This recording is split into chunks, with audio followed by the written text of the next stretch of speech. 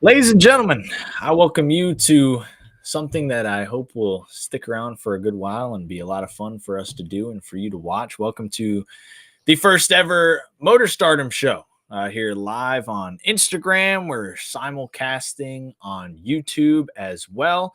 And so hopefully every Tuesday night at 7 o'clock p.m. Eastern, we will be live streaming and bringing you guys obviously reviews of everything in the NASCAR world. Sometimes the ins and outs of the sport as well, as we have two great drivers slash crew guys slash influencers slash Outback servers here that will be on this show. So one of our guys seems to be having some internet issues on his way into the show, but we're gonna bring the guy that made it on time, surprisingly, because if I had to take a bet, you know, I would have picked Mason Maggio to make it here on time, but surprisingly, Stephen Malozzi is here on time at 7 o'clock p.m. Eastern time to kick off our show here. We're live on the IG for the first time, testing, seeing how this works, live on the YouTube simulcast. And so if you're in the comment section, you can comment. I can see you on my phone. We can't see it in the chat here. We're getting used to it. But Steve Malozzi, welcome to the show. RJ, how are you? I'm always on time. I'll have you know that I have never once been late for a single appearance or interview outside of driver introductions in actual races that I do because I'm late to those all the time. But everything else, I'm usually pretty on time for it. So I'm a little insulted, but I'll let it go. I'll let it go in spirit of having a first show. I'll let this one slide. It is the first one. So Mason's having some internet issues, obviously having some things going on over there at the crib. But man, this is hopefully, like I said, going to be something we do here every Tuesday night. As you see, I dressed for the occasion. Try to be a little spookier. I know you did too. There you go. Yeah, give us a little fit check. Was that what you were wearing in Daytona? Or no? Yeah, it's my favorite hoodie, and it's one of the primo pieces of RBR merch I have. I'm actually the Outback logo on it too, so it's like, yeah, it's a double whammy. It works out perfectly. Yeah, as long as you got your branding and everything, the brand pull on there, that's what matters as well. Of course. But yeah, while we await Mr. Maggio here, and we got a lot of fun stuff in the show. We're going to recap Circuit of the Americas because that was certainly a weekend. We're going to talk about what we're going to look forward to at Phoenix. There was some beef on the racetrack at the road course. We had IndyCar over there in St. Pete. I was there for that. Some storylines. We're going to go through some clips of things that happened through the weekend, and then we're going to kind of wrap up the show with a nice little Q&A. We had some people, including maybe somebody in here, send in some questions to us to be able to answer on the show. And I will say your question will be shown on air tonight. Nice. Once Mason is in here to see it. So yeah, I'm hoping Maggio likes that one. That was for him. I'm hoping he makes it in here. I do too. That would really stink if he didn't. What am I going to do with that great question that I posed to him? No, and nothing. A trio is not a trio without the third person. Yeah, so we got to figure that out. But we're hoping throughout the year. This is just us doing a little intro here. We're hoping to get some guests on throughout the show. We will get some guests on, some great people throughout the industry. Some big names, and some smaller names as well that we're going to teach you more about as well. I'm sure we'll get the Rioms and Gases of the world on here at some point throughout the year to talk about their success and aura in racing, you may say. Josh Riome as a podcast guest very much so scares me. Yeah. Fun fact for everybody in here, he was my first ever driver I've ever interviewed in my life. I did know that. In COVID times. I sat right here in my room, propped up my phone, hopped on IG Live, and we went longer than expected, and Josh had to go eat dinner because dinner was ready, and we were talking for like an hour 45, and it was my first interview. I had no sense of time. We were just talking. We were just yapping. And all of a sudden, they were calling in the crib. Dinner was ready for Josh, so he had to go eat. But how was he a good interview? Huh?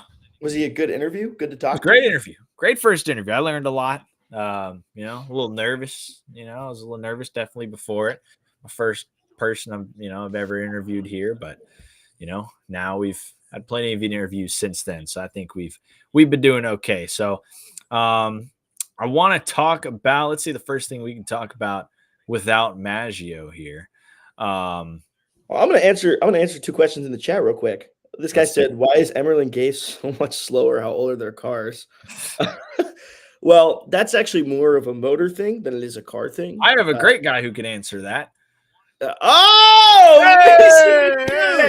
We've actually both driven for Joey, but Joey's actually one of the best, hardest working guys in the garage. It's just, when you don't spend a crap ton of money on a leased motor, it's always going to be impossible to be super duper quick at any track, especially when 30 out of the 38 cars end up with leased motors now week in and week out, so it just makes it super difficult. But yeah, welcome to the show. Hello, party. Maggio, and now all three of us are finally here. Yeah, it took a minute there. Shout out to internet for doing internet things, but happy to be here. Excited to get the first episode underway. But yeah, definitely not fashionably late. I could say fashionably, but just because these are intentional. But we're here, and I'm excited about it. So ready to fire off on any questions that we got from the fans that have brought some stuff in, and also be able to have some fun. They sure have. And Mason, I mean, we'll give you an exception. You had a busy weekend. You ended up racing. I guess we can start with that. Let's ask you how your weekend was. You got a race in the Cars Tour, the first race of the season. You get a call from Rick Ware to drive their Cars Tour car. And how was that? Oh man, it was a great experience. First of all, I want to give a huge thank you to Rick, Lisa, JR, everybody a part of the Rick Ware Racing Short Track program for giving me that call. Obviously, a lot of fun getting to hop back behind the wheel of a late model. But we were fast, man. For a 15-year-old car and a smaller motor, we were really fast. Had a top 5, top 30 speed, but unfortunately, the motor blew during the race. So, as they say, the motor always performs best before it blows up. So. But I hope it's the first of many opportunities that we have this year. So yeah, that's something they say. That is something they have said, Stephen. Yes, I don't think I've ever heard that. Huh. Yeah, they always run best before they blow up. Absolutely. I'll take a back seat on that one. I've never heard that before. A function. I mean, Steven's had that happen before at Pocono. You're sitting in the middle of the track at Pocono and that motor did not perform well before it blew up. It started to go like in practice, and it just got worse and worse and worse. And we got according to Twitter, it was your fault. So yes, Twitter loves to remind me that Twitter's always right though. Twitter is, and you know what? It's amazing that they told me that I missed a shift at a track where you don't shift. So yeah, that was fantastic. But yeah, no. Twitter was not happy at you for that one. But it is what it is. I think I cost somebody the race. I totally changed the outcome of that Xfinity race. Somebody won who wasn't going to win before I caused a caution. Totally screwed up the pit strategy. It was awesome. It was truly a great time. Chevy paid me $100 million to blow up. Right. That's the theory on Twitter that people love to. You made an impact in the NASCAR Xfinity Series race. So and that's what matters. It wasn't a lasting impact, but it was an impact. You were certainly there. Like Steven, you're on the racing reference. Yes. You're on the NASCAR website in the point spread. Yeah. I was 107th, I think, last year in Xfinity points. Pretty good finish if you ask me. There we go. So we're shooting for under 100 this year. I was under 100 in the Truck Series points, so I'd take it down a notch there when you talk to me, buddy. Okay, I think I was like 61st in truck points, and I have an all-time career best of 52nd in truck points. So that's good. That's good because if I'm gonna do some very super quick research, and he might already know this, but let's see where Mason Maggio is in the Truck Series. He's 40th. There we go. Wait, no, that's because you don't get points in here. What the hell? Oh, never mind. Yeah, you're getting Xfinity. You should be higher than I'm getting Xfinity points. 15. What the hell? Yeah, I am getting Xfinity points, so I figured that's why it wasn't going to count. It's funny. I had that conversation with my dad. He's like, "Well, that doesn't make sense." I'm like, "Actually, it does." And then I put on my nerdy glasses, and I started explaining the lore of if you compete in one series primarily in your license, then you get those kinds of points. So really nerded out on them, but as part of it, I'd rather take a 15th place finish at Daytona than 100 and whatever something in points. Yeah, exactly. You got to explain the lore. There's some things you got to explain to people. NASCAR Absolutely. can be complicated sometimes.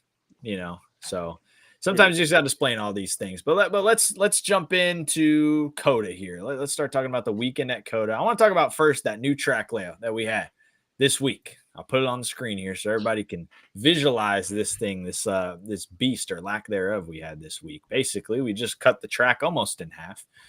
They had to change the trophy. Basically, I think by like cutting the track out and cutting it in half, and that's all they did. But how do we feel about this new layout? How much of the racing did we get to watch this weekend? I know Mason had a lot of motion over there in New River, but Steven, how much of the racing did you watch this weekend? Did you enjoy it? Did you like it? We had some beef. Every corner matters more. I watched all of the Cup Series race, and I actually really, really enjoyed it. I thought it was, and like I even tweeted about something like this because 13 or 14% of people said that they didn't like the race in Jeff Gluck's poll. And I'm like, what more did you really want out of a road course race? Like we had tire fall off, we had great side-by-side racing. It wasn't a wreck fest for the most part. It was really clean. I even saw some people complain about Byron not wrecking Bell, right? But we all complained when Austin Dillon wrecked Denny Hamlin and Joey Logano last year. So like, what do we want here? To me, that was like the epitome of what NASCAR road course racing should probably be, right? Yeah. And I've always been fine with super speedways being wreck fests because let's be honest, that's what they're designed to be. Like a lot of time, like we would not run restrictor plates if we didn't want everyone to crash. I'm just saying, like it's kind of the reality of how I feel about it at this point.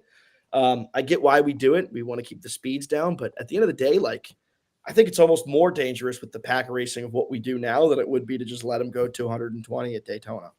But anyways, the road course racing was great. I loved it. I had a great time watching that race.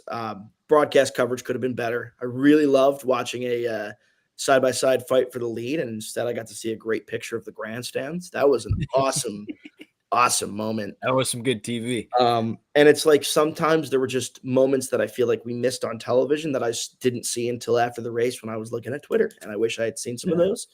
And obviously the ongoing discussion around Fox's coverage has been something that's been happening a while, at least in the spheres of people that I know. But the race itself I thought was awesome, and I really enjoyed it. Hey, we were all good in St. Pete.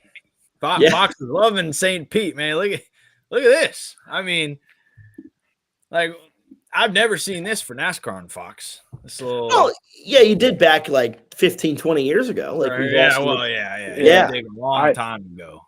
I will say that's something I give credit to IndyCar is like because of the excitement of them coming to Fox, they've not been afraid to step out of their comfort zone and be very, very creative with it. Like I watched a good bit of the broadcast, and honestly, I was very impressed with what I saw. Like Steven said, obviously, with NASCAR a couple of years ago when it was fresh off the press for Fox back in the early 2000s, that was the big thing to try to promote. But obviously, I think IndyCar has taken new storms, and I think there's some things that NASCAR can learn from IndyCar, from the commercials being absolutely stellar. I loved every commercial that we saw leading up to St. Pete. And I wish we had a little bit more of that creative freedom in NASCAR, because I feel like that's going to be healthy for the sport, right? If we continue to do the same thing every single time, it's not going to be entertaining for people to want to tune in, which is why I appreciate what IndyCar has been doing and Fox have been doing with that creative freedom and putting together really a stellar package to offer to fans and, intrigue new ones. So hopefully we can see that with NASCAR as well. I would love to see that for the sport, for the Cup Series, as well as the Truck Series here in the near future. So hopefully we can learn a thing or two, but I want to give a shout out to IndyCar since we brought that up. I felt like the broadcast was pretty solid. And, I look forward to seeing what the rest of the year holds for this new package deal that they have for both IndyCar and for Fox. And it so clearly worked. Like they had 50% more viewers than they had last year for the Yep. for St. Pete. That is like, no matter which way you slice the cake, that is a stark increase. Like, that is massive. That is 500,000 people who didn't tune in last year tuned in this year. So I don't know what it is, why we can't get that same effort. And like I talked about this somewhere else too. I forget where, but like the NASCAR Daytona 500 commercial, there were two of them, right? There was Baba O'Reilly over pretty much a bunch of clips of Dale Earnhardt, which everybody loves Dale, no doubt about it, right? But it doesn't do anything to promote the current stars in the sport.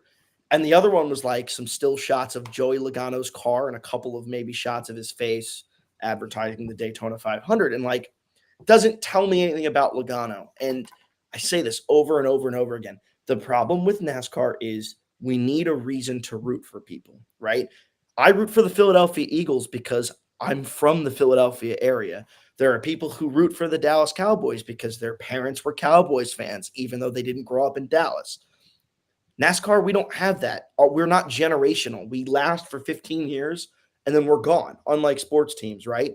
So we need a personality behind the drivers, and that's what IndyCar really showcased, and that's why I think we're going to see those two drivers in particular who had the commercials based off of them really skyrocket in popularity. Need to do the same thing with some of our stars too. I also, to Steven's point as well, I agree with 100% of what he's got to say.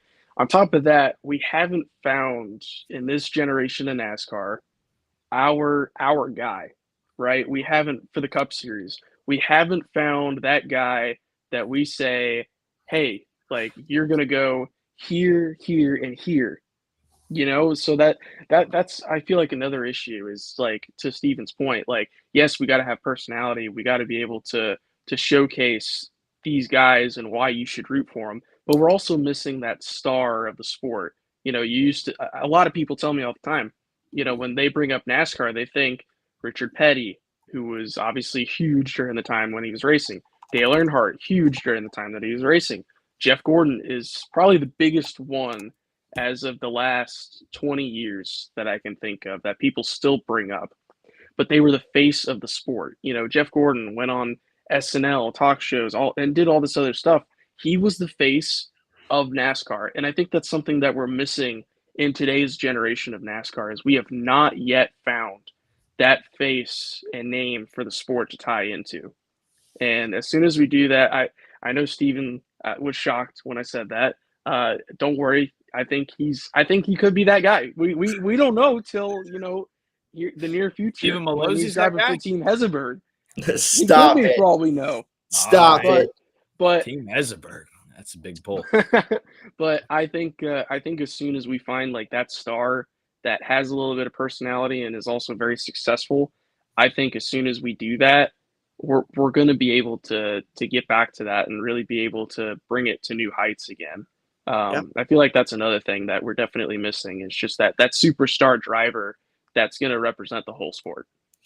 Right. And a lot of it from my standpoint too is like and this is no disrespect to anybody who's worked their way to the top. This is just a general comment about the sport in general, right? A lot of the guys who raced back in the day were relatable to like the average person in the US. Like they were truly just out here building race cars, grinding their way. A lot of I'm going to bring up Dale Earnhardt because why not, right? Like dad worked in a factory, right? Low income guy from Kannapolis, learned how to work on race cars, dropped out of high school. That's the kind of guy who is relatable to a lot of Americans, or who was back in that time period. Now, a lot of times, like we see race cars with parental sponsors on there, like people who are executives at the companies that sponsor the race car. And you're kind of like, is that relatable to the average person? Is that someone I want to relate to, right? And racing's not like other sports where you can have that shared experience. Like I might relate to a rich baseball player because I could go outside and swing a baseball bat, regardless of whether or not he grew up in the slums or whether or not he grew up in a $1 million mansion, right? Doesn't matter. I can play baseball whenever I want. You can't just go decide to drive a race car. It's not something it's not something people can do, right? So I think that's another like fundamental problem of kind of where we gotta mix things up a little bit. We do, and maybe you're the answer. One of these people in here.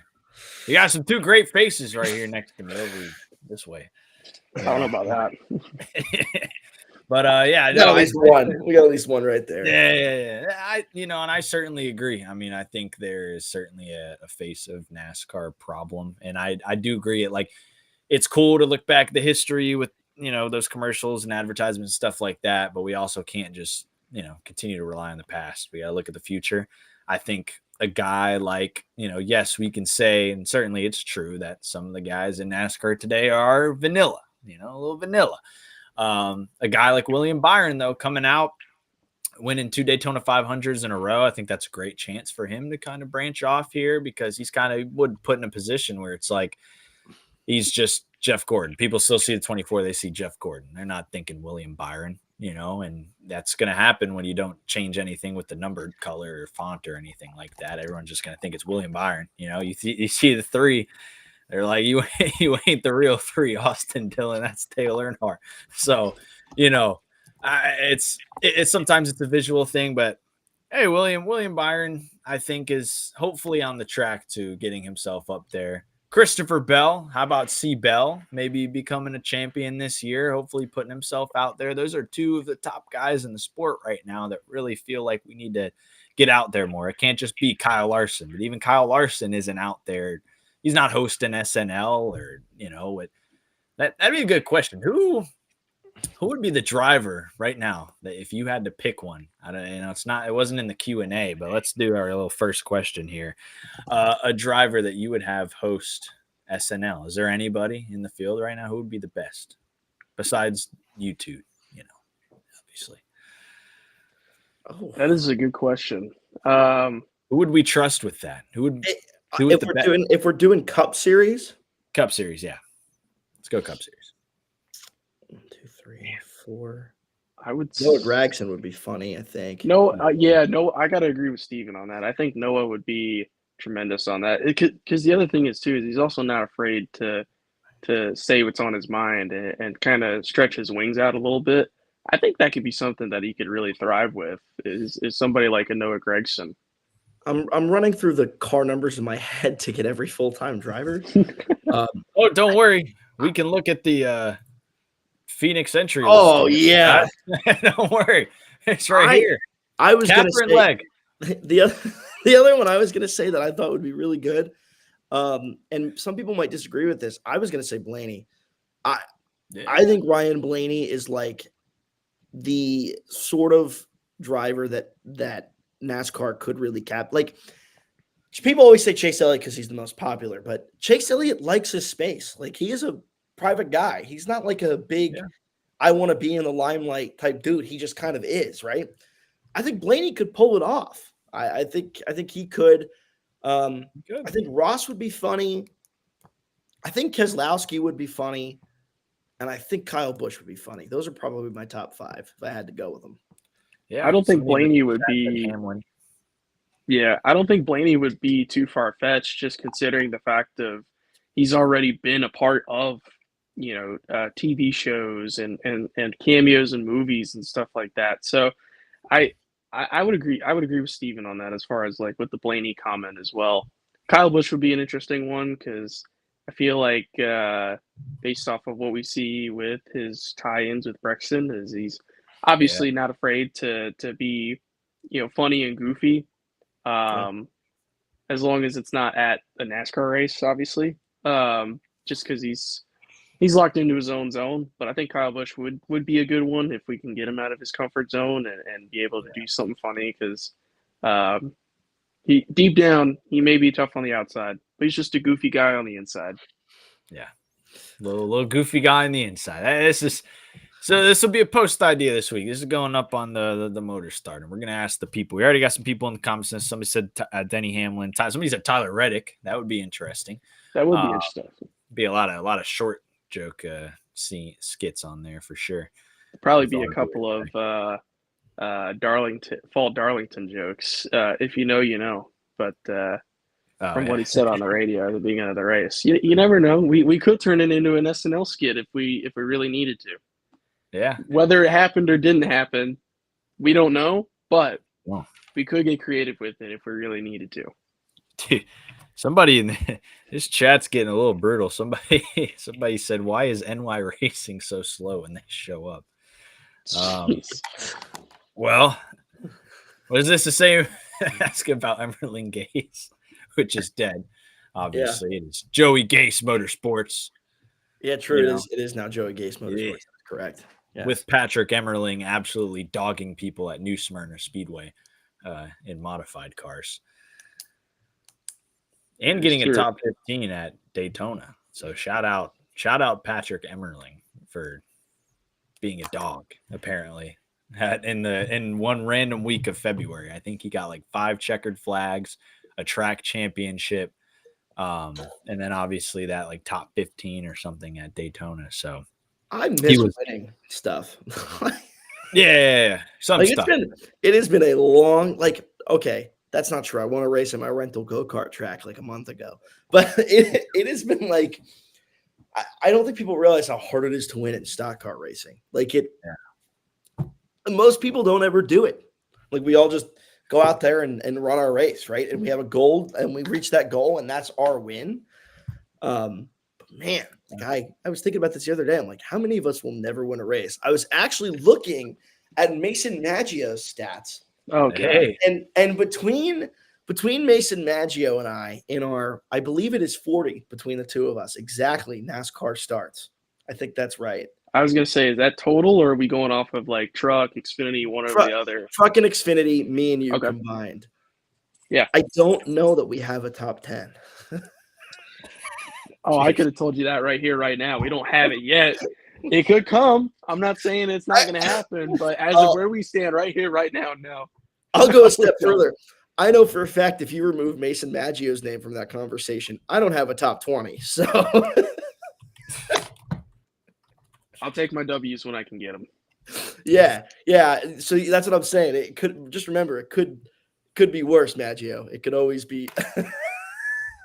Look at that breaking news. Yeah. I got a lot of B-fixed victories. All right? I don't think Maggio remembers this. I do. He won my first or second ever start in a stock car and lapped me like 16 times. I do remember that. Yep. It's funny. It's funny because I remember seeing that car at Josh's shop the first day that I went to go get fitted for my truck debut in 2022. And I remember you ran a race in it at one point, and then Josh gave it a try, I think a couple weeks later. And piece of shit. Well, I mean, on the surface, yeah, I can't believe you guys fielded it, but that's besides the point.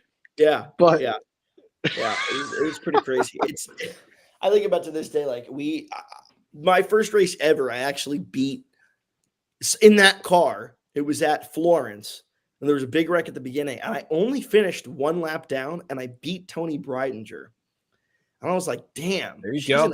She's in a nice ass car, and I just freaking beat her. Like in the dog crap mobile. I paid $11,000 for that race car. The whole thing. Everything for it, all the tires, all the parts, the motor, the chassis, the seats, everything that came with it was 11 grand all in, and we never did anything to it after that. It was like budget racing 101. Yeah, I do remember that now that you mention it. That was way before I ever met Josh. Definitely way before I ever met you. Yeah. And that was a crazy time period. That was my first full year of racing stock cars. Was at Hickory with Light Motorsports. That was a good year. We won 4 races and finished second in the championship. Got Rookie of the Year. But it's funny because I remember that looking at that and being like, man, we lapped the truck team. That's kind of cool. And who would have thought a couple of years down the road I'd be driving for them for 3 years now. So it's been pretty cool how ass you whooped. But it just goes to show for everybody in the audience that things do come full circle. Whether you expect it or not is for fate to figure out. But yeah, when it comes full circle like that, it's pretty neat. So been tight with Josh and those guys ever since. It's pretty funny. Yeah. It is nice. I think I met both of you. Now that I'm literally sitting here thinking about it, I met in person both of you the 2022 Daytona, because I met Steven doing all this stuff for Hezeberg and Riom, and met him and Amir that weekend. And then I think that was when I met Mason in like the pits at the Daytona 500. We just sat there at the 15 pit for a good while and watched David Reagan ice it up and on the track, and then like die on the last lap of that race. Wasn't he involved in that like checkered flag crash? And that car was like killed. Yep, because I remember a good race though. We finished what, top 10? It was top 10. Yeah, it was I think Rick's second top 10 in the Cup Series at the time, and I remember it being bittersweet because I remember looking over at Rick, and I don't think he really knew how to react. It was like, great, I just got a top 10 with my second car, but now the front clip is killed. So bittersweet moment, but man, it's pretty cool how far it's all come along between meeting you guys, and then obviously the paths that have crossed throughout being in the sport. Yeah, exactly. There's certainly a lot of great storylines here. I want to before I forget. I had this plan. I wanted to congratulate somebody before we move on to other stuff. We got a shout out Jeremy Clements. 500 NASCAR Xfinity Series starts this weekend. This photo was captured by the great Jeff Gluck. I don't know if you guys have any Jeremy Clemens stories, but he was also one of the first people I interviewed, because I was telling Steven before you came in, Mason, Josh Riom's the first person I ever interviewed. And then Jeremy Clemens was like 3 or 4 interviews after that. But we know how goated the Xfinity Series is, and this guy's an absolute legend of the sport. Yeah, no, definitely got to give some props to Jeremy. He's a pioneer of the sport, doing it himself, with the family-owned operation. They do a lot of things right. They're not there, riding around. They're there to race every single week. Dude's been hustling for a long time now to be at this level and to continue to compete at this level. Has had success and has proven to be a solid driver. So to reach that kind of feat is super impressive, and congrats to Jeremy on his success and to be able to accomplish such a milestone and to do it with his family-owned team too. That's a huge feat. Yeah, exactly. I'm looking at it right now because I was curious. He has not missed an Xfinity Series race since Vegas, the third race of the year in 2013. What a dog. And he has been, from 2013 to 2022, he was in between 12th and 15th in points every single season. And then a little bit of a downfall because the Xfinity Series got more competitive, but still in the top 20 each of the last 2 years. Yeah. So that's crazy to be doing it that long and that consistently with a family team like that. It's a heck of a feat. Yeah. And I think while everyone else has leveled up, he's leveled up as well. I mean, to stay in that same area while we have so many literally cup teams in Xfinity now, to be able to level up, win a race at Daytona a few years ago, get it taken away, and then be like, hell no, that's mine. Take it back, go into the playoffs. And then obviously the big win at Road America was cool. But yeah, shout out Jeremy Clements. Happy vibes there. But I also want to talk about some beef that was going on at COTA. We got a few different like run-ins we got to cover here. But first I want to start with this clip. I'm going to get passionate about one of these things. How do you guys feel about this? Because this is being talked about. We know how we feel about that right rear hook. This was like lap 2 or 3 of the race, and Ty Dillon ran off Austin Cindric a little bit, and Austin Cindric was not having any of it, and he just said, to hell with you, I'm taking your ass out. And then I think like wrecked Zane Smith back there in the process. But is NASCAR going to drop a penalty on this? What are your thoughts on Austin Cindric just being pissed off at his day and taking out Ty Dillon? I hope they don't.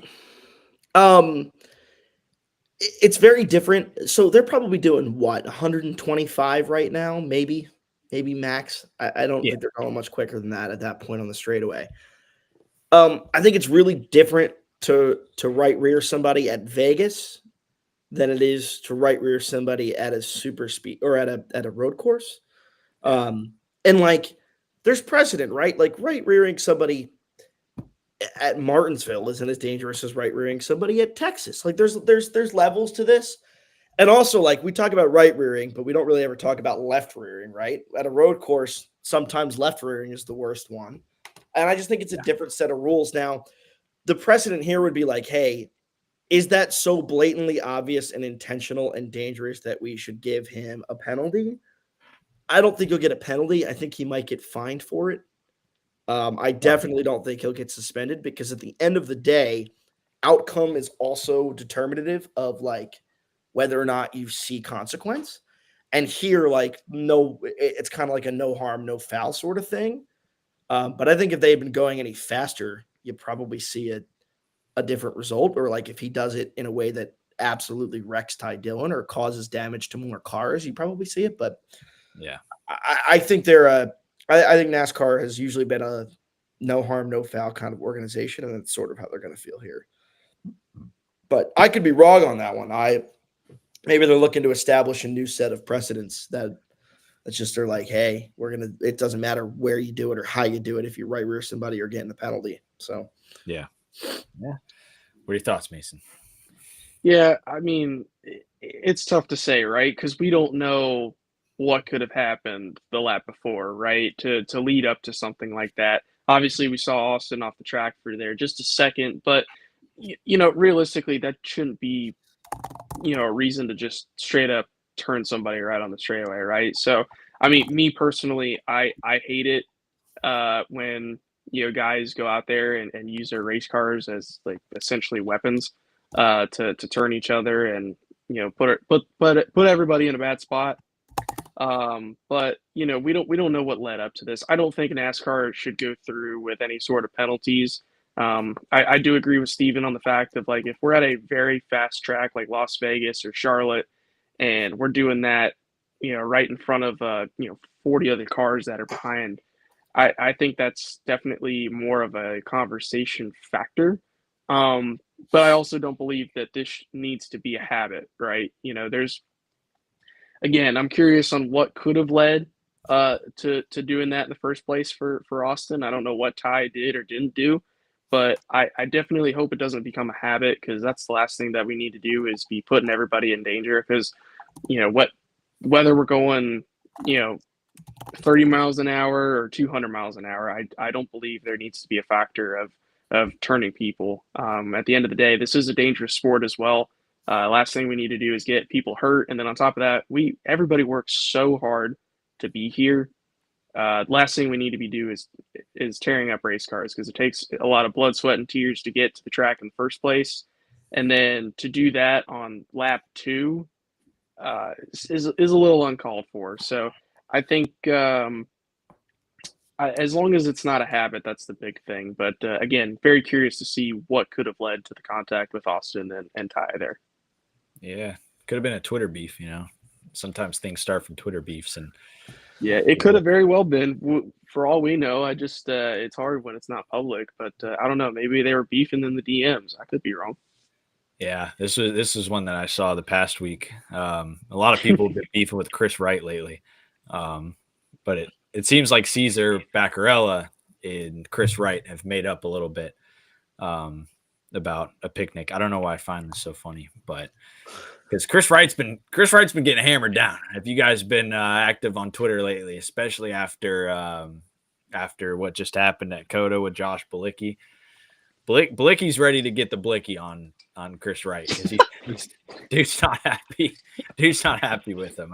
I wish I got the video in here of the Daytona plow that happened with Chris Wright and Bilicki. But this was also this is probably one that I enjoyed the most on Twitter after the race. I don't know if you guys.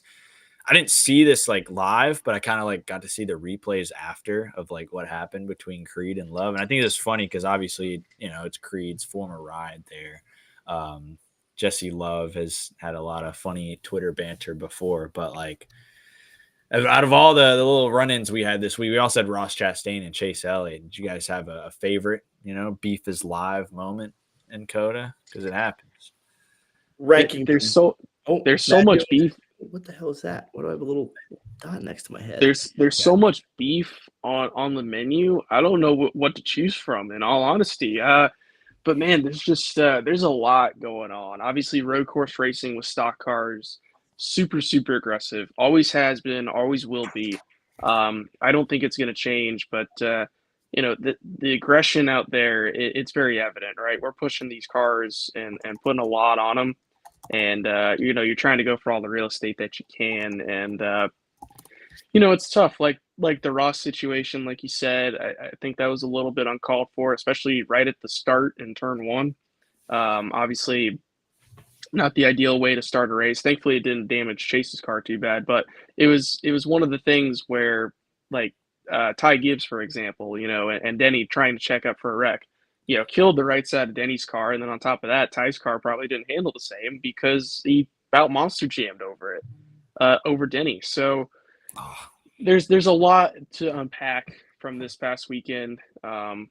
But I mean, it's tough to say. There's a time and a place for aggression to be shown, and there's times where it's justified. Like I don't think Jesse's in the wrong for being upset with Sheldon Creed. When you're getting just absolutely pushed off the racetrack, for a spot there. I mean, that's a tough thing to digest because when you get off in that dirt and gravel, it takes a lot to be able to recover. But like that's the one thing I will say is justified, that Jesse has every right to be mad about. But and same thing with Chase too. Like he has every right to be mad at Ross for doing that on lap one. But like I said, there's just a time and a place for racing, whether we're going to a road course, super speedway, it doesn't matter. Like at the end of the day, we got to get through the first two stages. If you're going to race hard for real estate, you got to do it at the end. There's no point in tearing up each other's cars for, realistically nothing to gain unless you're having to go for stage points. That's just my personal opinion, but those guys also want all the real estate that they can get. They have the opportunities to do that. So in that case, I don't blame them, but at the same time, we're also racing against the best stock car drivers in the world between the Xfinity Series, Truck Series, and the Cup Series. So we need to act like professionals as well. So there's again, time and a place, but we also got to know, just have our heads on as straight as we can. I know that's easier said than done, but we got to be a little bit better with that. We can't, be playing bumper cars at this stage. We're far past that. Let them race. Have any of you guys had any beef at all? Exchange on track? Wide? Yes. Steven nods I've his had my head. fair share. He was screaming at people on Twitter his first truck start. Reasonably so. G2G Racing. God, Toby Christie called me as soon as I got off the racetrack and asked me to comment.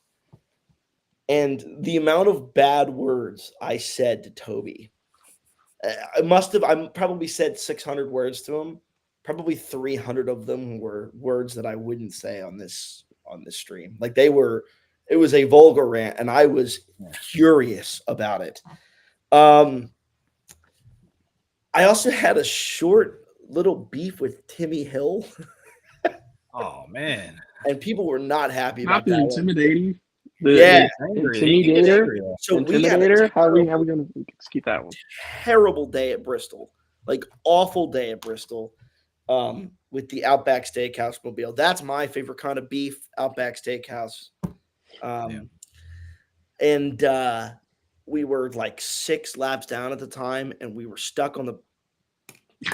We were stuck on the bottom, and Timmy runs up behind me and just gets into the back of me, and I almost took out Nick Sanchez, who was like championship contender at that time, because I got hit and I moved right up into him, and I came off the track fuming because if anybody understands what it's like to be in an equipment that can't be driven any faster than what it is, it's the Intimidator, right? Like that guy has been around long enough to know, like I have been in stuff that is a few seconds off the pace and Cup.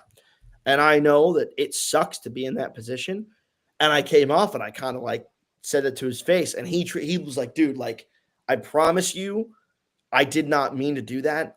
Somebody got into me from behind and got into you. And he was actually super nice about it. And I felt like such a douche after, because Timmy is actually one of the nicest guys in racing. Like really, truly is. He's just really easy to talk to and super duper nice. So I felt bad about that one. God, other people I've had beef with. I had I had some Twitter beef a little bit. That's just me though. I get into it with everybody when I can. You Uh, do. But yeah, that's me. I've Mason? I've had my fair share. Won't publicize it.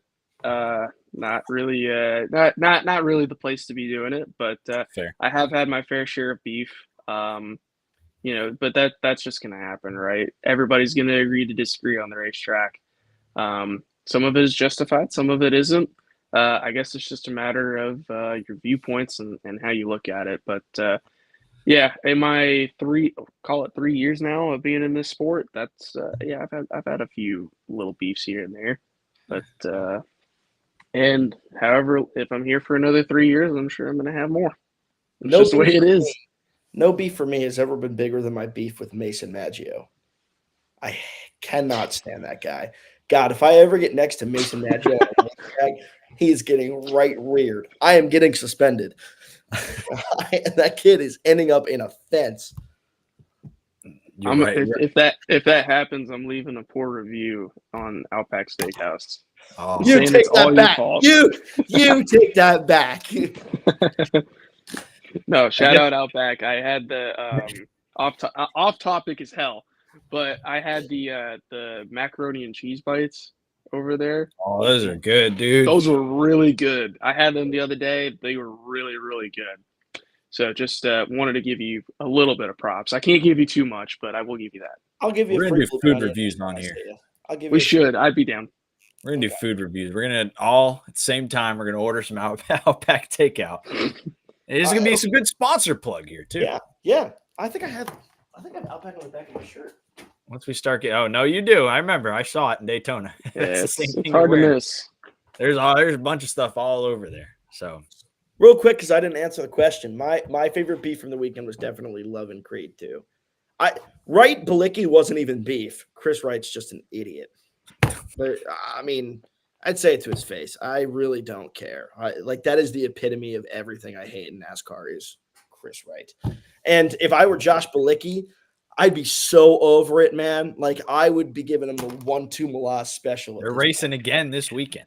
They're racing together every weekend. It's going to be every weekend, and they're probably going to be around each other a lot this season. And then to me, like Chastain Elliott was frustration, not really beef. They're probably just going to get over it. Elliott finished 4th. Chastain finished 9th.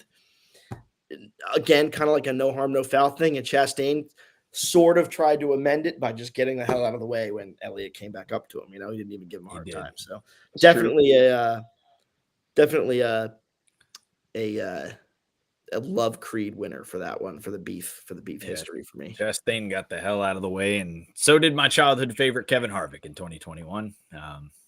We saw how that ended for him. He got out of the way straight into the tongue. He got out of the way for the rest of the race. So that was certainly fun to watch. I had a front row seat for that too, and I was pretty shocked about that one. I remember it like it was yesterday. Then the Intimidator. Let's see. Checkered Flag Dan said, "Where can I get a Mason Maggio hat?" LOL. Whoa! Didn't see his trailer at the track. Yeah, there needs to be a trailer at the track for real. Whoa, MasonMaggio.com, right?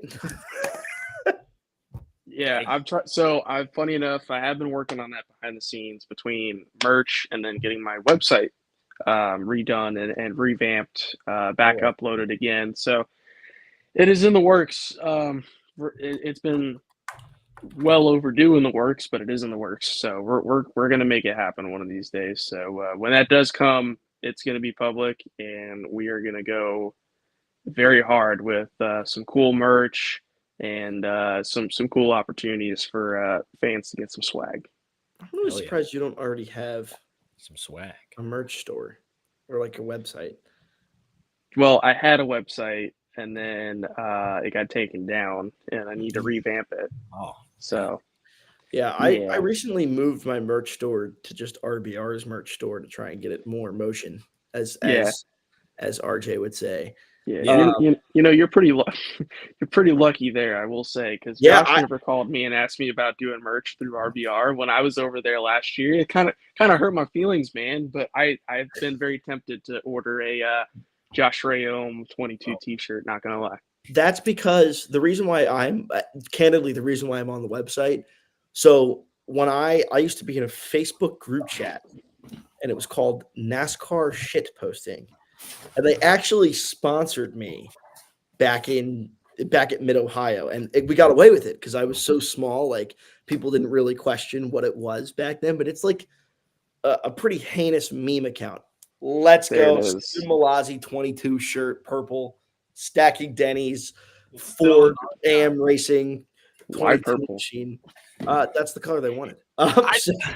So, Hey man, I don't so have much purple in the closet. You know, the woman who does my merch is a sister-in-law or a sister. I think just actually sisters. Now that I think about it, is a sister of one of the members of NASCAR shitposting, and she has been awesome. She basically set it all up for me for free, and I'm like, hey, if you want to actually make some money on this and not just be a great human being all around, I'm going to put you in touch with Josh, and you're going to run RBR's merch store then too, and like we'll get it done. So then, of course, I was like, the one thing is you got to put my merch on rbrteams.com because I race for RBR at least once a year. And it wouldn't make sense for me to close down my own merch store so we can operate Josh's. So I got on there too. And she makes awesome merch. Like, love everything she's ever made. It's great. Her website is Borderline Unique. Got to plug that. It's great. Her name is Julie. Love you, Julie. If you ever see this, know that I got hearts. I got hearts in my heart for you. Yeah. So, anyways, Mason Maggio, get better, bozo. How about that? I need to be better. I'm trying to be like you every single day, working hard at it. Exactly. I'm blushing. I'm red in the face. The love is in the air here, and I say we go through a few of these Q&As before we sign off the air here. Now, I put them all here individually on my graphic screen, but they're all blurry, and I can't really see each of them. So we're just gonna be surprised by each of them that we select. So we're gonna start with the top one on my screen here. If the drivers were to have a one-lap foot race around the track, who do you think would win? Wow, that's a good question. Man. All three series? Or just all three series, all of NASCAR. Let's make this industry-wide. Wow. Not Malaz. That's all I know. Next question. Whoa. I was an all-state track athlete. In 8th grade, I ran a 4.54 mile. Oh, there we go. go. All I'm saying is I am pretty. I'm fat now. I couldn't do it. Yeah. I'm gonna go. Oh God, who is young and fit and fast? I think Ross would be pretty good. He's a pretty active dude. From what I've heard from other drivers that have worked with him. Man, I would say. Who's another guy that would be pretty good? Willie B's in pretty good shape. He's another one. Jimmy Johnson, very active with his health and fitness. So I think Jimmy Johnson. Well, if we're going off of everybody, I think Jimmy Johnson's got a pretty well off chance right there. I screw it. I'll go for Jimmy. I think Jimmy's got it. Give me Connor Zilic. Give me Connor Zilic. Connor Zilic is winning on a one-lap foot race that has a couple of left and right turns. Wouldn't be a bad pick. Yeah, give me Connor. I'm taking Zilic to win the whole thing. That's just. I think he's probably going to be. I think he's probably like a rocket runner. Kid is in crazy good shape too. He was in good shape when he was a kid. Like I used to grow up. I grew up go-karting with Connor, right? And by the time he was in probably mini, so like 10 to 12 age range, I was out. I was commentating at that point. And I remember commentating him as a kid, and he was fit as a kid, like just a skinny kid who could wheel that thing around, and he was always kick-ass then. And I bet you now that he's 18, he could probably run pretty quick. And he's got the age advantage over like a lot. Like Brad Keselowski's getting smoked. Keselowski's getting smoked in this foot race. Got no shot at it. Give me Zilic. Sweet. I like that pick. Yeah. Zilic, young guy. I think he'll get it done. Let's go to the next question here. SRX. Might sound a little bit random, but has anything been said about SRX? Yeah, is SRX dead? Like that is honestly a good, genuine question. I think so. And I apologize for interrupting RJ, but I think so. I think that ship has sailed. They used to have a shop over at the drag park in Mooresville, Yeah. and the sign has been removed from that shop. So I unfortunately I don't think it's around. It stinks because I felt like it was a great concept to work with, and I felt like we were doing a lot of stuff right. But hopefully we can get something like that. I know IROC is supposed to be returning here real soon with its own unique twist. Oh yeah. So hopefully if that comes into fruition, we can kind of have that SRX style back again and be able to have people from all disciplines give it a shot and go have some fun. Yeah, hopefully it comes back. It was nice, but IROC's a W, so I'm glad to see IROC back. I can kind of see the profile picture here in this next one, so I'm kind of scared to open it. But next question, Q&A. It's from Stephen Mosey. Wow, thanks for contributing, man. I guess you can explain. You can read your question off. Yeah, I just don't know how Mason Maggio is so handsome, and I mean, fundamentally, man, woman doesn't matter. They all just flock to Mason Maggio, and does he smell good? Does he look that good? I know he's not driving that well, so it can't be that. It's got to be. Oh my God! So I just got to know, Maggio, what is the secret, Mason Maggio, to just being so unpalpably loved? It's his Italian genes, someone in the Instagram chat said. So apparently my Italian genes don't do it for me. But your Italian genes, those are the good ones.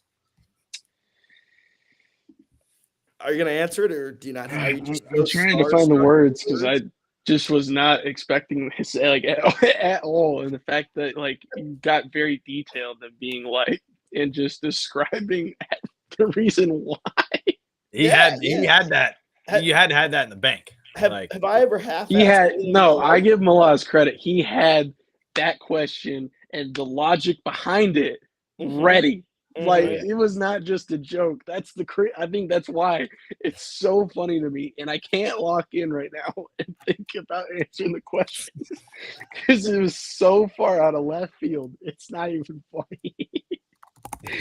I don't know. I mean, I drive fast. I try to, smell good. That is one thing that I will say that I get a lot of compliments from the ladies about is always smelling good. Steven is the only guy that I know that would say men as well. So I'm gonna leave that alone. But listen, we try to win both on and off the track. I will say that when it comes to the driving race cars and trying to pull women. There's a key word in there, and it's trying. That's a true man of the people. Yeah, ladies and gentlemen, that's got to be the question of the day. So somebody clip that.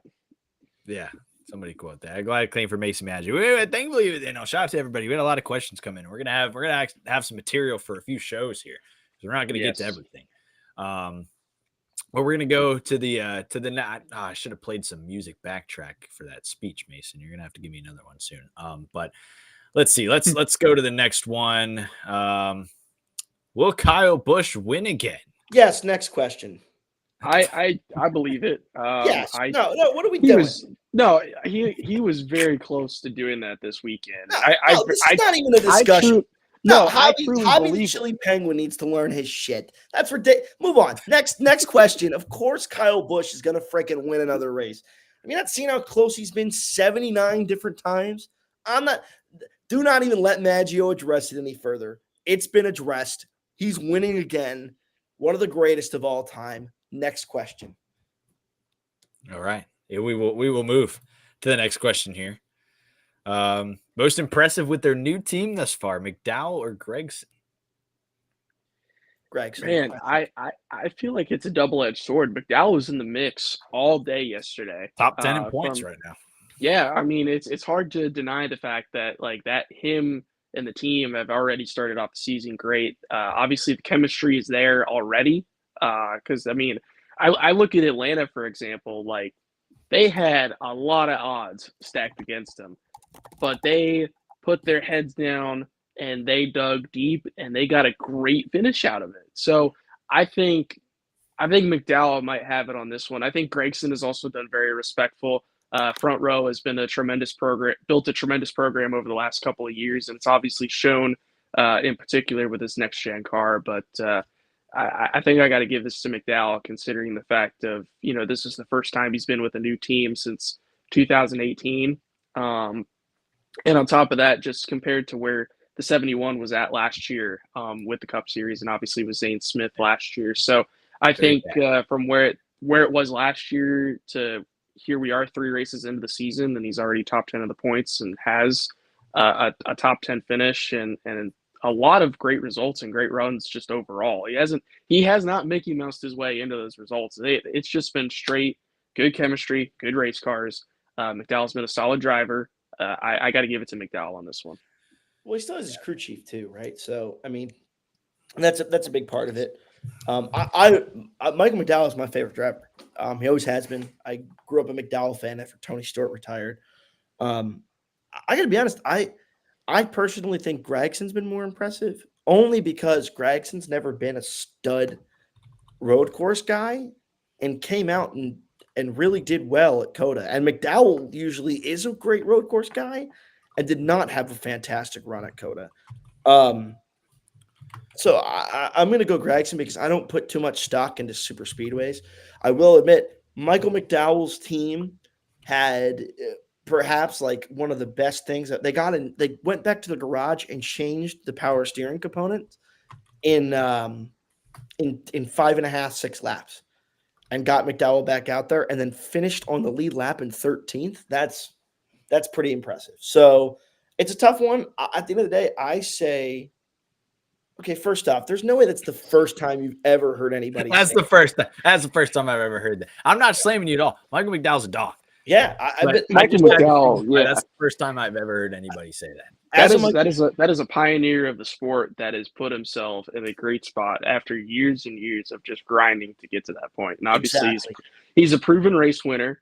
On top of that, we've seen it not once but twice at 2 Crown Jewel events. I mean, Michael McDowell is a pioneer and a guy that like I would if I owned a team, Michael McDowell is one of my first calls that I'm going to make to try to get, when it comes to building a respectful program and trying to build it up. Michael McDowell is one of the first people you should call, in my opinion, with just based off the experience from being with big teams to middle of the pack teams to just starting park teams that need to make the race. So I think Michael McDowell is up there for sure, 100%. Yeah, and that's what it was for me. Like, right, I've said it already on the show.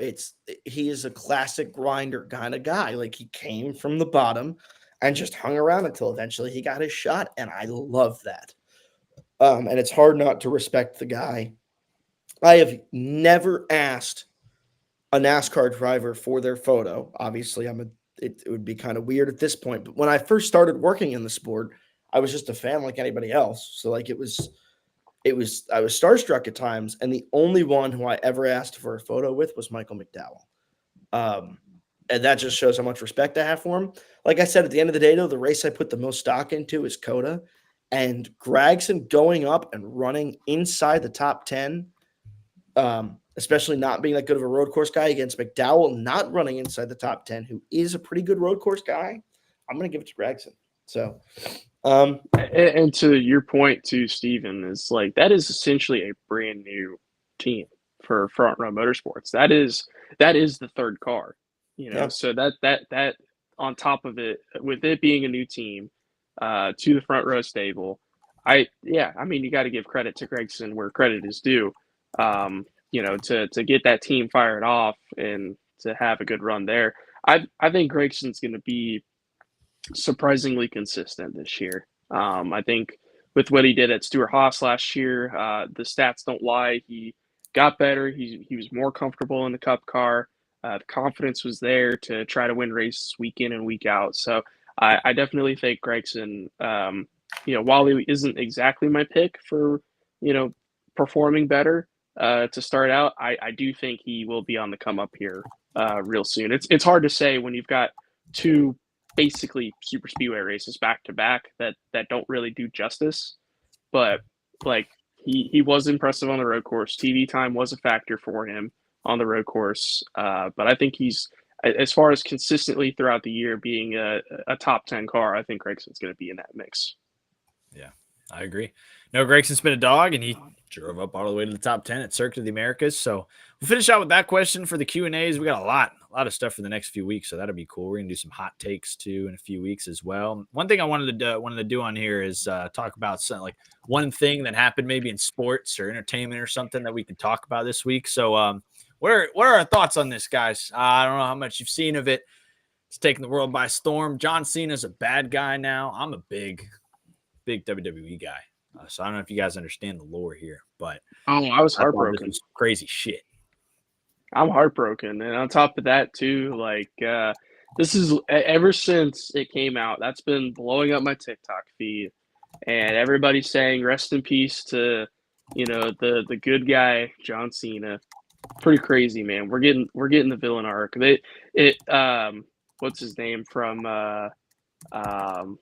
Batman, Two-Face. He really hit it right, the hammer right on the nail, man. If you either die a hero or you live long enough to see yourself become the villain, and that is coming to fruition with John Cena and WWE. So pretty shocked right now. I'm not gonna lie. Hopefully, I'm genuinely curious to see how the next few matches play out. Yeah, this is how Richard Childress viewed it when Tyler Reddick joined 2311. Basically, this was his POV of what he saw when Tyler Reddick left him to join the dark side over there at Toyota. Steven, I don't know if you had any thoughts on this crazy stuff that's going on. I don't know if you watch wrestling. No, but Josh Ryome is texting me, and he said you should rename it from the Motor Stardom show to Stephen J and Two Numbskulls. Shout out Josh. Where are my stickers, man? I need them. Shout out Josh Ryome. I'll check in on the stickers for you, Maggio. Anyways, no, nothing on WWE from me. I'm not a big WWE guy. Never have been, never will be. All good. Fair. We accept that. But yeah, shout out Josh Ryome. He's a goat. Yes. But any predictions for Phoenix this week before we wrapped up? We didn't do a huge preview of Phoenix, obviously, but it speaks for itself. The track we go to for the championship. Hopefully, this year being last year, we'll be back in South Florida in 2026. But Phoenix is the championship weekend as of now. Big weekend for the teams. Obviously, totally different weather when you go down here this weekend compared to November. But what do you think is on the mind of the teams going to this weekend at Phoenix? And wait, is that backwards? Oh, hold on, wait. Yeah. 61 at Tory Racing Enterprises? Hold on. I'm gonna try and draw it backwards too. Okay. Does that look like them? Yes. Oh, that's better. Sorry. That's better.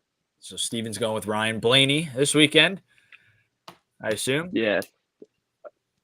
Okay, so that was also my pick on ESPN Radio yesterday as well. So we're 2 for 2 here. Mason, who do you got? I think Blaney is a solid choice. Put his teammate Logano in there. I think Logano has what is he 2 for 3 with the next gen car at Phoenix? Yeah. For as far as for the fall races, but I mean it's hard to argue. Joey is very, very solid at a place like Phoenix and has been both with the new car as well as the old car. So I got to put my money on Joey Logano. I think he'll be very solid. Has a very big notebook at that place. Well, man, you can't gamble on NASCAR. You're a NASCAR driver. You can't put your money on anything. You better watch that, buddy. You better watch what you say there, buddy. My fake dollar bills. That's what it is. But no betting on this side of the fence. But for the fans at home that can, I don't think it would hurt. I think Joey Logano would be a very solid pick. And Obviously, you guys both mentioning Blaney. I think Blaney is a very good pick as well. I think the Penske cars have always run very, very good at Phoenix. Have always been a contender. So definitely hard to argue that Penske built some fast race cars and has a good handle on Phoenix. There's a reason why they won the last 3 championships too, right? Like 100%. Somebody said to me the other day, like, hey, if you want to beat Penske at Phoenix for the championship, you better hope they don't make the championship 4. So, I mean, that's just I think it'd be crazy to pick someone who's not Penske, at least right now, until we see otherwise. So yeah, very true. I think it'll be a fun weekend. Any closing remarks before we sign off here for the first time? We got ourselves a little minute 10 or an hour 10, on the show time, total show time. But any closing remarks before we sign off here for the debut? Adgio, any closing remarks, Mason? Well, I saw Steven smiling, and I just assumed that he had something from out of left field that he wanted to pitch in with. But no, I mean, I think we covered a lot of great points. Obviously, appreciate all the fans that have tuned in to see it all. But yeah, nobody in the stream has still had a top 10. Shout out to me and We're gonna Malaz change with that our this 40 year. starts combined. We are going to change that this year. We are. We got a lot of good races on the schedule. At least I do. Hold on. What is our average finish between the two of us? That'll be what we end on. Yeah. We got to thank Steve for doing this research, because now we have a set goal here. Somebody in here has got to get a top 10 this year. So my are we going average mid for mid in the NASCAR Craftsman Truck Series is, oh boy, it's ugly. It is not pretty. Take a shot. What do we think it is, guys? 31 something. All right, buddy. Let's tone it down there. 28.7. I think that's what it is. I'm trying to find it though. Why did it just disappeared? Yeah, it's 29. It's 29.6. Yeah, close. Boom! Inside the top 30. Can't touch me.